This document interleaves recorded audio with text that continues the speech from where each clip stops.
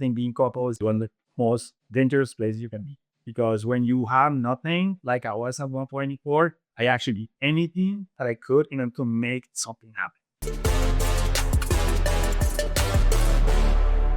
Hey everyone, welcome to another episode of Real Estate Path. I'm your host, Jim Lee. I'm so excited to have you guys here with us. In this show, all we talk about is what an investor's journey looks like. This is not a highlight reel. This is about real, raw path a real estate investor must go through to achieve their vision. Whether you're a first-time real estate investor or a seasoned pro, we're going to deep dive into the losses, the wins, the lessons behind it, and what it truly takes to be a successful investor. I have a very special guest with me today, Carlos. Thank you and welcome. And give a gift. Carlos and I met through a mastermind owners club run by K Sporty. We all get to know each other and find win-win scenarios and help each other make some money. Carlos, give us a little bit about your background, how you got into real estate investing. It's not a long story, actually, but I was kind of running to real estate in a way by chance. When I came first to this country in 2001, I was come from Colombia. My first thing was Spanish. Unfortunately, like many people do, when they take a second language in school, they didn't pay much attention to it. So I was not really thinking that I was going to move to the United States. So my English was very little, numbers, colors. I need help. Where's the bathroom, right? So one of my first things I had to do was teaching kids how to play soccer, and they great teachers, by the way. Kids are not afraid to tell you that you're saying something wrong or do need to repeat that again and say in different ways. So I thought that was kind of my first thing here, working on the language and the culture. I moved here for a love, for someone that I wanted to be with. We were together for a long time, but the one thing into another one, I was doing sales. I had done that at one point. I selling cars, and I sold a car to a real estate agent's sister. And then the guy told me, send me a referral. I give you a commission. There was a lot of people who were engineers and stuff like that. I met a guy who was buying a car, right? So in the car, I was, you always ask questions, about people's name and lives. And so he told me that he would just move in and he was buying his car. He was having a new job. So I told him, I got your guy. I got a realtor that can help you to do this. I go, Vito, I connect them. Vito Lipolis was the name of this agent. In less than 2 months, he had like, buy now. So the guy came to me, said, hey, man, you actually are really good following up. And, and I usually give people like a commission for this, but I didn't you could have a feature here. So what if I give you a little extra and you come and work with me? I'll mentor you. Of course, this commission based only. So what you kill, what you eat kind of situation. So I was doing well selling cars, especially because of my Spanish, but that's also why I could have done well in real estate. So he said like that, actually, that's really one of the best things for you. And it was great in 2005 when I did this. A lot of people were getting the loans, so the Jumbo loans that people were getting, like, financial everywhere. And I didn't know that I was kind of like become part of that program that both first in 2007. So I did well. People were getting qualified right and left, so it was easy. I did a lot of things that I went to get clients. I went up to a farmer's market, we call it Indonesia, and put homes for sale. They were not mine. And people approach and I start to talk to them. Like literally that you just put yourself out there and start to see people interested in my homes and so on. And then I send to, somebody getting approved for the loan, and then they did, and then I start to show them homes and things start to happen. A long story short, I was doing well, but in 2007, that bubble burst. So I got losing everything. I lost the capital I had been making. I had 2 homes that I invest in and I lost it. So I came to this country with little money, like literally like $100. I made myself up until I was making, over $250,000 in real estate, and I owned 2 homes. And then I lost everything. And I was over $350,000 negative. So it was like a swing, right? Like, so I started with nothing. I made myself up, and then I lost everything. Because of that, I ended up like deciding to build that relationship that I told you about. And not just because of that, but, I guess people change every 7 years or so. Kind of happens, and then we were growing in different directions. And that can like put the extra, the drop that, burst the glass or something. I don't remember how I just say that, but anyway, just like, and then I'm not working, right? So we separated. I decided to move to Los Angeles from the Silicon Valley. I came here. I didn't start. I lived with my cousin for a little bit and started everything again. It's very hard to a terrible situation around 2007, 8. And luckily I found a job in a corporation, getting images, but I realized I wanted to have my own journey. So little by little things, making my own living, fighting. I'm always been a person who like to do business. Like I want to just compress this like 10 years more because it's very long. Then after the pandemic happened, I was really looking to do something else and create a bigger wealth for myself. And recently I got married and I wanted to have a family. And I'm thinking, I just not wanted to be in a place where I feel that I was doing well for myself, being comfortable, but it's not where I think I wanted to be. I think being couple is one of the most dangerous places you can be. Because when you have nothing, like I was at one point before, I actually did anything that I could in order to make something happen. And I did. But when I was comfortable, then I'm making the money, I have a home, I have my place, I can go places, and that's fine. So having somebody else in my life again, be married and thinking about having a family gave me a different direction what I want to have in my life and create something I can create well for my family and the future family that I want to have. I start to look into things, delve into different situations that I know that real estate was something that I like and I can do as well. So one thing led me to the next one. I end up finding Pace Morby, like you said. He's like the guy, everything sub to and creative on us. To be honest, at the beginning, I thought it's too good to be true. And I keep looking into different things. I wish I had to go in there sooner, but I still figure out how much it was. It was like, 10 grand for the submission and everything aside. But I'm not ready for that. So I thought it was too much. Months passed. And after that, I keep seeing the guy keeping up, people like, posting and talking about their success and everything. It cannot be a scam. So I went to a meetup once that they were talking about. So I realized this thing would make sense. So I went the next day and I called again. I just got in. Actually, the first time I called, it was $8,000. When I called 2 months after, it was 10 grand. So I was like, okay, I missed, but it's fine. I'm paying the price. That was the end of October 2023. And I started getting all this information. So even if I knew about real estate, man, it's such a big word and everything that he tells you about is so broad that I started to get the shiny object syndrome. And I was like, oh, I can do co-living. I can do this thing. I can do RX. I can do, it was too much also. And it was a lot of information. So I started to absorb this. And they used to have something at the beginning that was called the 18-minute challenge, which was something, I think before that was called the elephant challenge, but now it's kind of transforming to the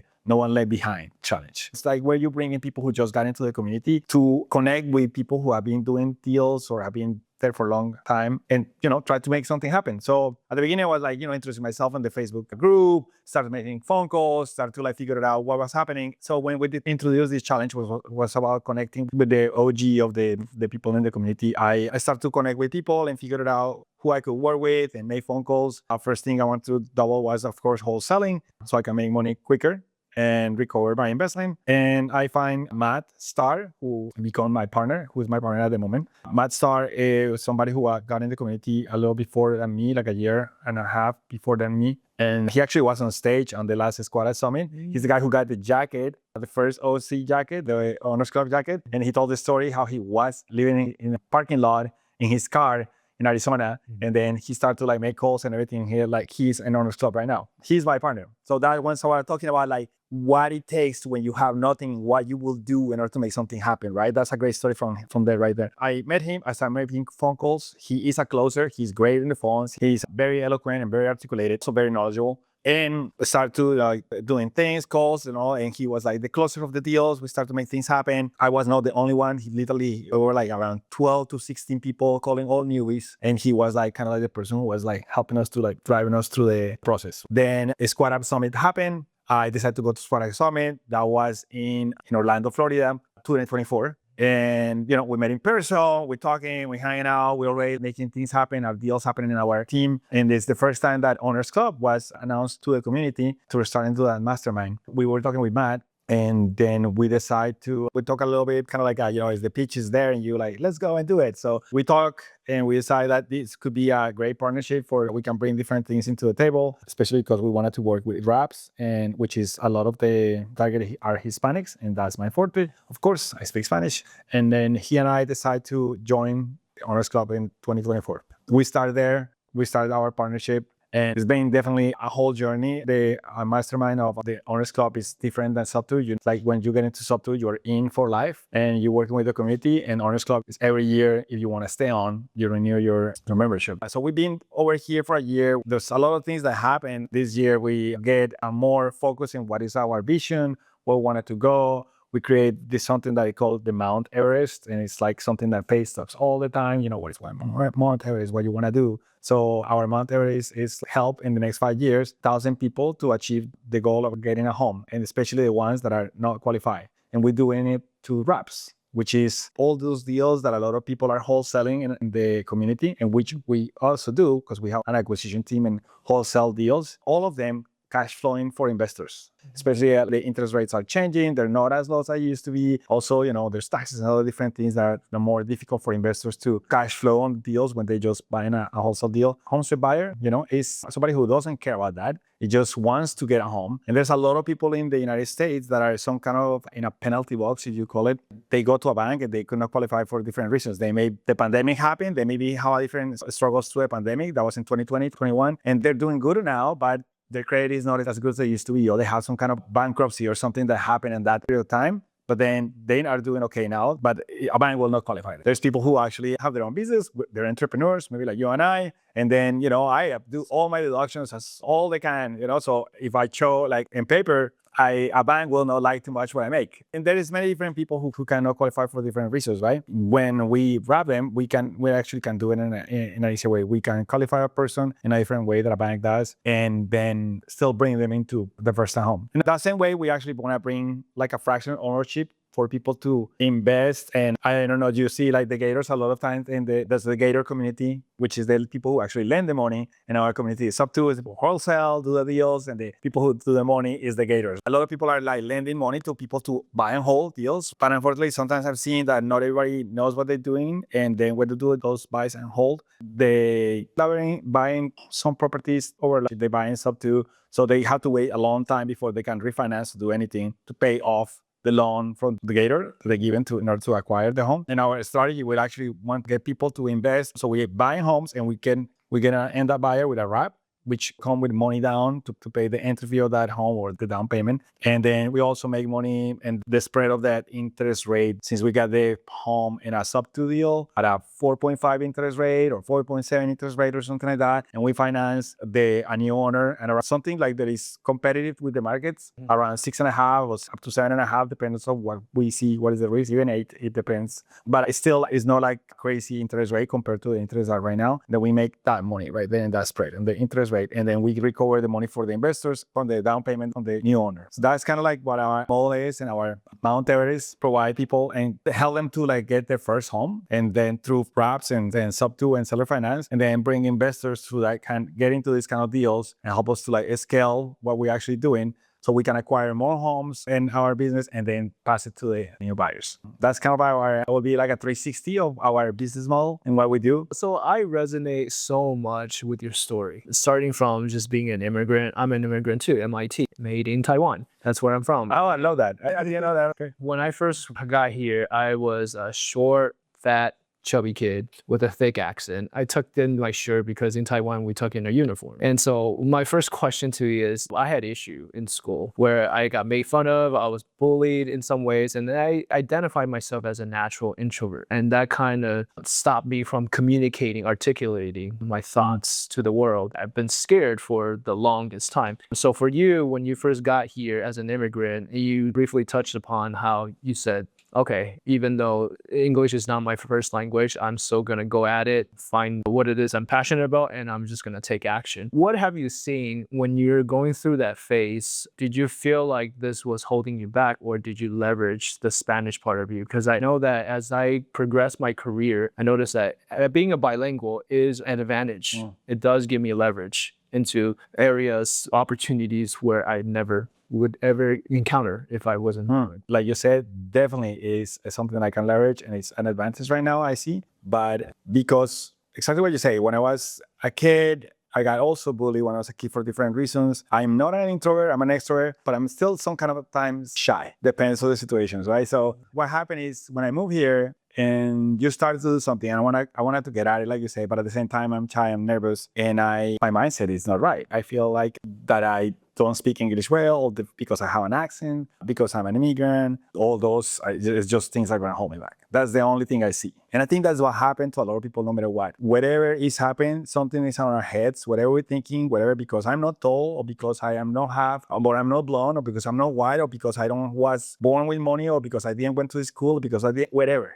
Whatever it is, it's something that is going to stay with us, and we're just going to find an excuse to stay where we are. Because in the way, that's what our mind wants to do. Stay, like, this is what is safe, and you don't want to go to the other place because that is unsafe. It's an unpredictable place. So better be here even if I don't want to be here because I can predict it. And so, because that's what your mind wants to do, want to predict the moment. So I want to keep you there because that subconscious work is keep you safe. It took me a while to realize that I could be comfortable with having an accent, that I can use it to my advantage, becomes a, icebreaker, and then I can do things with it. And I can speak with a larger group of people or other group of people that other people can speak with are easy. And not just the speaking the Spanish, but the culture and things like that. So you start to realize that there is an advantage there, but it was a shift of mind rather than anything else. And it took me a moment to realize about that. It's something that it is important when you want to do something that you're passionate about, and is realize that your worst enemy is yourself, the self-talk. Because you're going to talk with some people and some people are going to think that it's great what you're doing. Other ones may have those like, but are you sure you're going to do that? Is that okay? Are you risking too much? And then you're like, that's perfect. I'm going to listen to you because you're like, and they're probably also trying to protect you. And they also probably trying to protect themselves because then that's what they know and that's it. Unfortunately, if you're going to keep moving and you want to progress in your life and you build layers of feeling uncomfortable and going to the places where to be, because growth is usually uncomfortable one way or another. It's like when you exercise, it's a little pain, but you feel good about it and you growing and you actually are becoming stronger. Same things when you go into a place like this. I love photography. I love cameras. I love to be behind the camera. It took me a moment to feel a little more comfortable at this side and talking to the cameras. But if I wanted to take a picture or film someone, I need to feel a little bit what it was to be here so I can be like, hey, it's okay. I understand and we can cut this or we can do it again or whatever it is. But going back to what you were saying, yes, the idea of being an immigrant, having an accent or feel like I was different in some way. At the beginning, I thought that was not for my advantage. And then I realized that most of the times the struggles that we have are the ones who are the turning points that actually we can use for our advantage and make us stronger. Right. It shapes your character, right? Yes. Yeah, absolutely. And so going back to the other side of the coin, when you're talking about self-negative talk, when you're hard on yourself and you put this pressure like, oh, I know I can do more. I know I'm destined to do more. That's why I don't want to stay in this comfort zone. And you start to surround yourself with like-minded individual by joining Pace Morby's group, right? Yeah. And that's how you're able to just go, full speed at this point. You're building relationships, you're doing partnerships, and you're doing deals within a community. And so going back to what you said earlier, I also resonate with how you know that you've been successful, but you don't want to stay in that comfort zone. You can do more. I had that same experience too. When my first job out of college, I worked at LoopNet, basically Zillow for commercial real estate. Oh, yes. Yeah, so I worked as an inside sales rep. I was the number 2 sales rep out of 200 sales. I won a $50,000 bonus check from that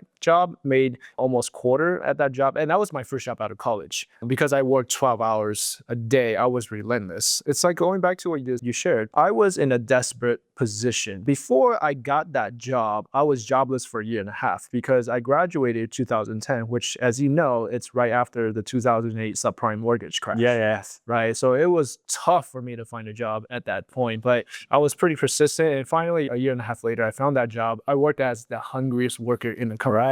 Right.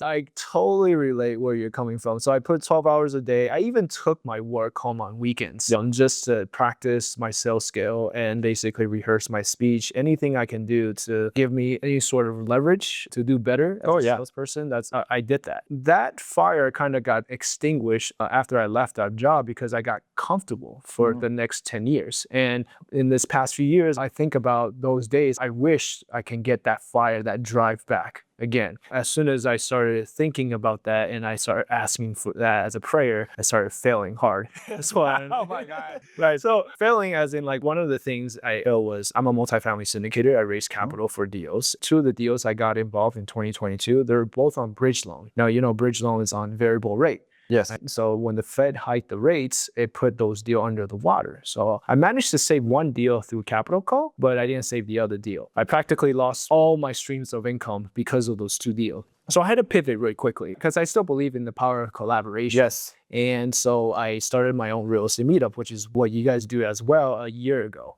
because I wanted to build a real estate community. Now, going back to what you talked about earlier, when you had lost everything in 2008, right, with the crash before you joined Pace Morby, what did you have to do to pivot out of that? Because you're hard on yourself, you've been successful, and you hit this roadblock. What is the mindset that require for you to overcome that obstacle and be like, hey, let's wash this off and let's start something new. Yeah, that was hard. It was difficult because I lost any kind of income that I had at the time. I lost the properties that I had invested. I lost the relationship that I was in. And I had like that feeling that I need to start over again. I didn't want to do it over there again. That's how I ended up deciding to go to Los Angeles. I wanted to go to a city. Where I'm from is in Colombia. Is Bogota. It's a big city. It's in South America, but it's like 9 million people. It's a big city. It's a metropolis, you know? So I think that after Mexico City and Buenos Aires, I wanted to be in somewhere where I could see more opportunities. Silicon Valley was great, but it was not the same. And I didn't want to go to San Francisco. So I thought New York, I to go to Chicago. I thought about, but I just couldn't handle the idea of the weather. Too spoiled for that. So yeah, I come to LA and also have a cousin here. My cousin was like my brother. What it took was, I felt pretty defeated at the beginning and kind of stupid because I was doing well. I guess I was achieving the American dream in a way. And I was not foreseeing too much what it could happen into the future. I did mistakes, like I was getting the money and everything. I spent it very quickly and I didn't have enough cushion. I thought I had some kind of cushion, but definitely not for what was coming. So I started to looking for a job. At the beginning, it was a while to me, like probably 8 months till find a job. And like you said, I was very hungry at the time. So I found a job with Getty Images and sales, licensing images. That's what I did for a while. And I was on images for the US Hispanic market. So a lot of agencies that are like focusing Latinos and even that there's some banks that have like marketing advertisement section for the Latinos, you know, Wells Fargo, and because there's a lot of Latino in the community. And then there's a lot of money to be made. Actually, in that time, around 2010, that's a lot of the Latinos were the ones who were still kind of moving the economy because they still have the cash. It took me a while to figure out that I need to make that mind shift that we're talking about. I started reading, I started looking at things out there. YouTube wasn't as big as it is, or podcast wasn't as big in 2010, but I started to look for things that can help me. I have friends who recommend me books. And so everything started to happen to that. I started to like read books, to find people around me that kind of mindset. And I started to realize that I needed to do something more and shift my way of thinking because that's what was holding me back. After I started my real estate meetup, I realized I enjoy giving back, adding value to my network, to my community, because when you come across people that are facing problems that you have once encountered, now you get to be that person to give back and mentor that person and be like, hey, let me help you compress some time frame. Yes. A little bit. So is that the reason why you also wanted to start? Of course. Yeah, I think that there's things that you want in life. You want to create goals that are for experiences. And then you want another part of your thing in your life, you want to grow. And then different goals that you want to grow and you want to skill and learn a new language, do something like that. And then it's another goal that I think is one of the biggest, which is contribution. And contribution is kind of like the accumulation of these things that are coming from you. So you have the experience of you know, the ones that you want to do in your life, the growth that you go through it, and then how you bring back all that and you can contribute. Because it's not the same to achieve or do something or have a big house or anything. You just have, you're alone. You have nobody to share it with. That's a huge thing right there. And thank you for bringing me back to that. Yeah, like be able to teach, be able to talk to others, be able to inspire others to even know that things are possible. That is very true. So one of the reasons we started our meetup too was because that we just started. You have a year. I'm gonna have to talk to you. I will like to hear more about like would like to go to your meetups too and learn about like what you're doing there. We start our just like month and a week. It's a small journey, but it's been very gratifying. We have 3 people in our first meetup. Okay. Like that. That was it. Very intimate. So yeah, it's my partner Matt, and we have another 2 fellow Honor Club members that are Terry and Casey Savage. And then we do it in location in Canoga Park where they live. And so it was 4 of us and 3 guests. So 7 people and 4 of us are the host. The next week we have 12 people. By the second week. By the third week, we have a little over 20 people. The fourth one, we have over 30 people. So we grow fast. We have systems because we do all the wholesaling and everything, and we create a way to tell people what we're doing. And then one thing I have learned is take people out of social media as soon as possible into your own system. So you're not random algorithms are going to show them what to do or what not to do, right? No, you want to come with us. So we just give me your information. Just, we give something in exchange, but I give you your phone and email. And then we just kind of keep letting you know what we're doing when we're doing it. Yeah. And so it's been helping. That has been great for us. So we can bring more people in, be able to collaborate with them, tell them what we're doing, and they also with each other. It's a win-win for everybody. When you have something like that, I'm sure you have experience that in your meetups. You get to teach them, but they also, you get to learn from people's situations, what they're doing, and they also, the interactions that are happening, they're amazing. There are people that already start making deals with each other. Hopefully we're going to start to making deal with them too.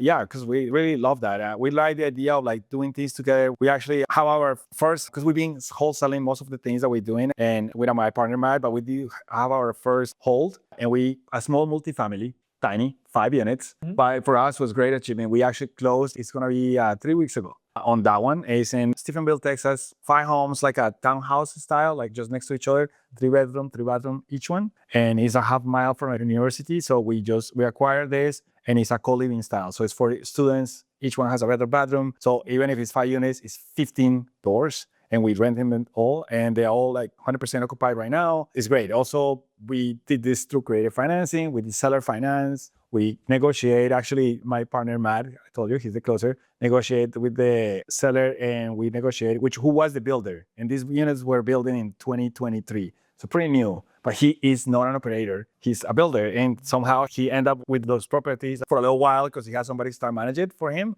and he was not hands off. So the property was like going on and doing some cash flowing, but he needed to keep moving into other assets. So he wanted more his money to like keep going. So we financed the deal with him, 4.5 interest rate. And the first 30 months for interest rate, pay interest only for the 4.5. So while we stabilize the property and raise the rents a little bit in the next 2.5 years to like keep going. So it was a great deal. We raised the money in this platform called Fractional, and we bought 24 people with us. We raised $400,000 for that, and we just now are co-owners of this. It's beautiful. It's amazing. It brought us to like what we're doing right now. From that, we find a deal which is in contract right now, and hopefully it's going to happen. Maybe we're going to have a second episode for that. It's at 204 units. Oh, wow. In Lubbock, Texas. That's $30 million acquisition. And we definitely need raise some capital. So we need to talk. We need to talk and we need to talk about that now that I learned that you're also doing multifamily, and then you syndicate. And I love that. Something we should talk. But yeah, we're in the middle of that. It's been challenging, but it's great. A lot of lessons. You always have to bring more people in order to make something like that happen. So we grow from one thing to the next one. The next one, it was bigger than we actually ever done. So, we had to bring people who have done some kind of syndication before, and, a KP, a key principal. So we have somebody who have the assets to back up for the loans that we want to get. So somebody who need to have $20 million in assets, $2 million, $2.5 million liquid. So we get that in the deal with us, and, and we raise the capital. We are definitely, bringing people into the deal for the GP. Yeah, congratulations on the Texas deal you just closed and the momentum you're building. I mean, how cool is it to find out that you used to think that Pace Morby's group sounds like a cult to me? By the way, you're the 4th person who's mentioned that, right? It sounds like that at the beginning. It does feel weird when people are so helping and lending a helping hand in the real estate world. Yeah, it's very true. And it sounds so good to be true. He's a very helping, and even a person that was into real estate. I thought that, isn't it possible? Yeah. Because it's so funny when we don't know something, when ignorant about something, what is our first action? Say no, right? They are confused mind says no. So I'm glad that I keep curious and open-minded like you, right? I'm sure. And get to meet people like you. I'm like-minded and wanted to like dive more into what is possible in this and what we can create. And it's make me feel very comfortable. The idea that feels more like just not a mastermind, but a community. Yeah. It's about the relationships, and the deals are there, and we are definitely want to make the money and create that happen. But the idea of like creating a relationship and creating community is something that is very, very strong. So I'm very grateful that you invited me to be here too. Thank you so much. I really appreciate it. You're welcome. Thanks for making it out here. It's so great to meet one of the OC members, and we're going to see each other next week. Yes, we're going to be in Monterrey. We got to do that. I'm looking forward to spend more time with you and connect even more. Absolutely. How can people find you? Yeah, my Instagram is Carlos Creative Estates, and that's one way to find me. I should be better with me in social media. I'm trying to do that. Carlos Garzon is my name. Make sure to give them a follow, and that concludes another episode of The Real Estate Path. I'll see you guys next time.